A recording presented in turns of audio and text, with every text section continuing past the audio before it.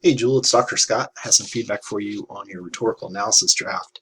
Just as a quick reminder of what I'm looking for in this assignment. I'm looking for a thesis statement that's pretty focused, that addresses the use of rhetoric in the speech that you're analyzing. Also taking a look at the evidence that you use to support that argument. Um, are you using examples from the text? Are you using details from the text? Are you using research to help you make that case? Also looking at the quality of your sources and the focus of your paragraphs and organization and transition. So I'm looking at a lot in this assignment. There's a lot going on. And I'll get to most of these. I may not get to them all. Um, but yeah, I'll kind of just go through and explain what I'm seeing in your draft. And if you want to chat later this week and talk about your revision ideas, or if you have any questions about my feedback, I'd be happy to talk to you about it. Okay, so there's some good stuff that's happening in your draft. There's a lot to do, but there's some good work in here that I think that it's going to help you. It's a good foundation for you to build upon. So in the introduction, I like the context that you provide, that you kind of set up and explain what was Martin Luther King kind of responding to, like what was the situation that he was walking into when he wrote the letter from Birmingham jail. You mentioned the call for unity, and that's a really helpful background. I think it's also kind of important to talk about who these clergy members were. This is his first audience. It's like his primary audience. It's not the only audience that he's writing to. He's also writing to all people that are kind of on the fence on the civil rights movement. And, but first and foremost, he's writing to these clergymen that were calling out the civil rights movement and calling it a disruptive force. And they had a lot of complaints about it. And he's kind of saying, hey, if you want to stop social unrest, you need to stop the injustice that we're fighting against. You need to work against it instead of working against us.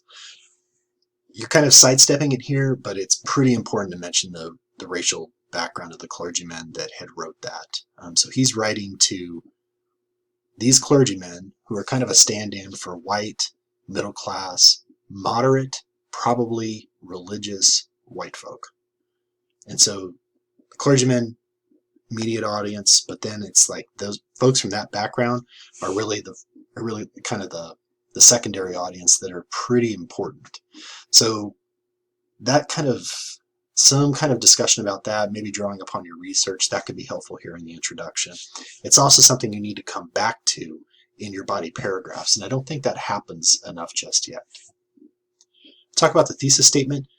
It feels like the thesis statement is a combination of these three sentences or so.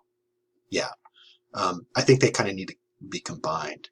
I know that probably sounds like an arbitrary thing, but what it does is it makes sure that your writing is much more focused. I think you might be talking about too many issues in this essay. Ethos, pathos, logos, and tone. I think there's probably too much in there. I think that you could write an entire essay about his appeal to emotion. I think you could definitely write an entire essay that's about an appeal to credibility and an appeal to emotion, or an appeal to logic. I'm not mad at you doing all three, but I think you need to kind of think through I think there's so much going on in his speech. It's like, why talk about those three? I'm not sure. It just feels like you're kind of throwing everything but the kitchen sink.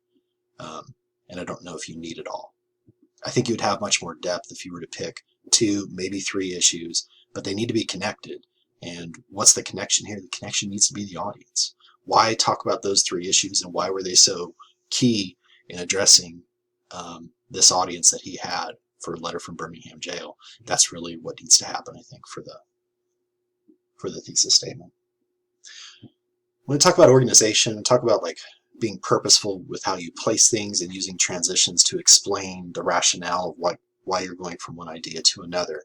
You begin with ethos, and I'm not sure why.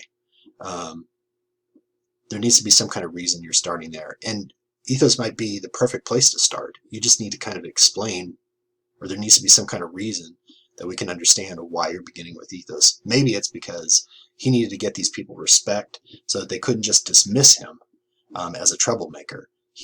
And how does he do that? Well, I think he does it in different ways. I'm not so sure that I buy that him mentioning the Southern Christian Leadership Conference and being the president of the leadership conference is something that these folks are necessarily going to buy. Remember, these are white folks that are kind of on the fence.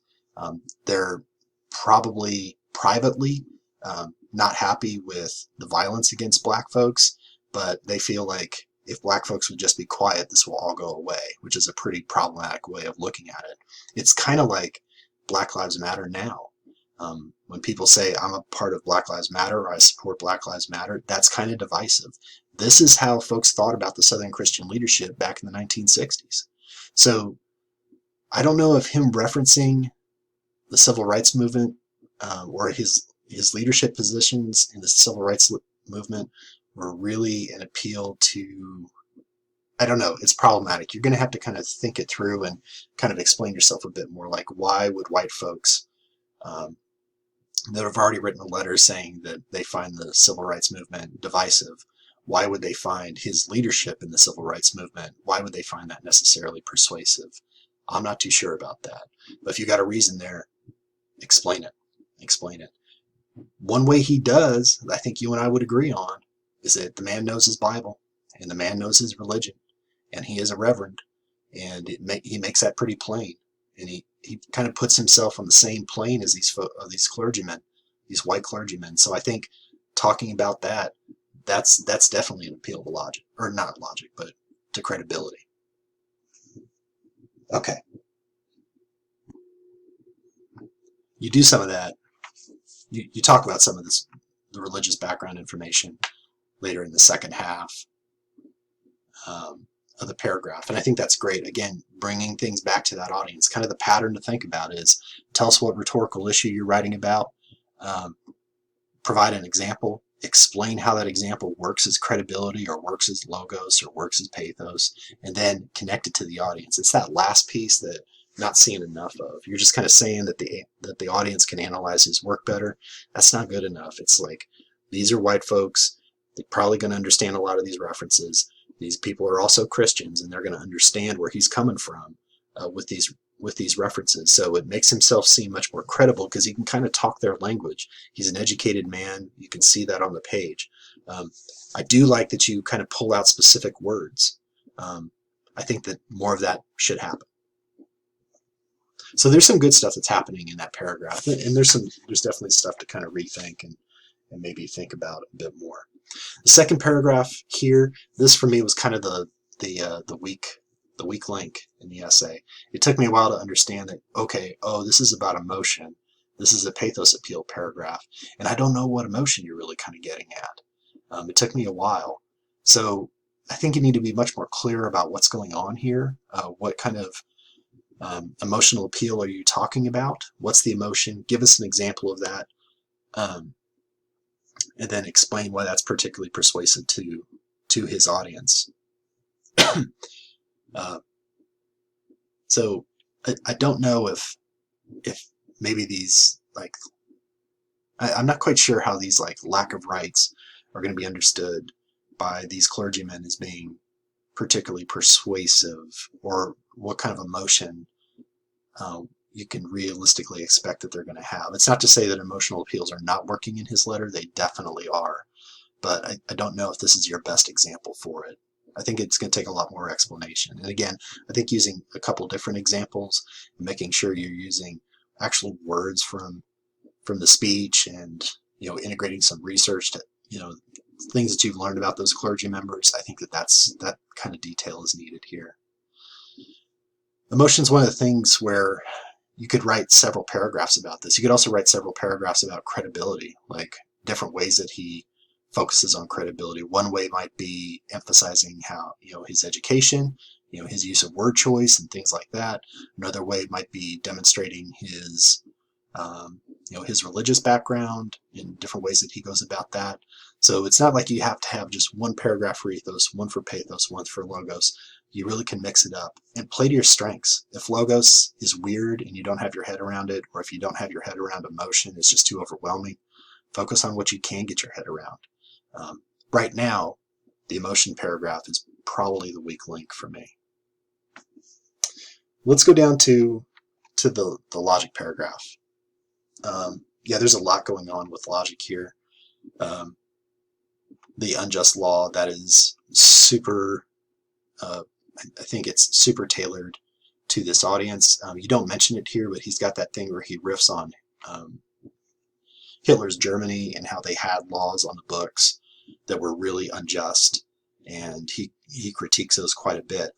That kind of reference is going to be very fresh in the minds of the people that he's speaking to. He's speaking to folks, white guys that are in their middle age, and they either fought in the Second World War or they were coming of age in the Second World War, like they were teenagers. So that's going to be very relevant to them.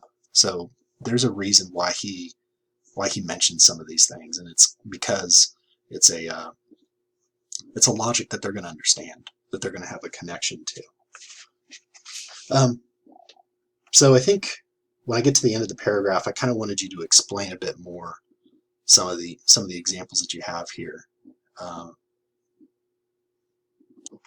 Like I kind of wanted to know more about this. Further in this letter, King adds the emotional appeal after logic. So kind of why, what do you, like you're talking about arrangement there. You're talking about like why King has kind of arranged, he's putting a logical appeal after an emotional appeal. Why do that? I wanted you to talk about that more. I thought that was pretty interesting, so I wanted to hear a bit more about that. Jewel, this is a tough assignment, and you've got a decent start. You've got a decent structure to it. I don't know if you need all of the rhetorical issues that you identified in the thesis statement. We can talk about that, but I think that you've got a good start. Definitely need to think more about audience, and definitely need to think more about stringing together multiple examples in a paragraph. You also don't have much research in here either. So learning a little bit more about those clergymen, learning a little bit more about their background, about King's background, about attitudes towards the civil rights movement in the 1960s. Like people have this kumbaya version of Martin Luther King in the way that they think about him now. They did not have that back in the 1960s. He was as divisive as Black Lives Matter in the 1960s. I shit you not. There's polling out there that you can find. If you can't find it, let me know. I can help you track it down. But like people's attitudes towards Martin Luther King, not good. Not good. That's totally changed. We got,